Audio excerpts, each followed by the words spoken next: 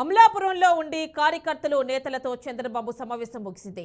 2-3 రోజుల్లో ఒక నిర్ణయం వెల్లడిస్తారని చంద్రబాబు చెప్పినట్లుగా తెలిసింది. అయితే సమావేశంలో చంద్రబాబు తీరుపై కార్యకర్తలు అసంతృప్తి వ్యక్తం చేశారు.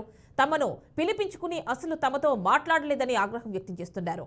5 ఏళ్ల పాటు పార్టీలో పనిచేసిన కార్యకర్తలతో కనీసం 2 నిమిషాలు కూడా మాట్లాడలేదని వాపోయారు. ఉండి నియోజకవర్గంలో జరుగుతున్న సమస్యలు చెప్పుకోవడానికి వస్తే మాట్లాడే అవకాశం చంద్రబాబు ఇవ్వలేదని ఆరోపిస్తున్నారు.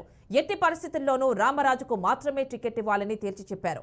రామరాజుకి టికెట్ ఇస్తేనే తామంతా కలిసి పనిచేస్తామని, వేరే వాళ్లకు టికెట్ ఇస్తే పని చేయమని స్పష్టం చేశారు. 2 రోజుల్లో నిర్ణయం ప్రకటిస్తానని ఉండి సిట్టింగ్ ఎమ్మెల్యే రామరాజు తెలిపారు.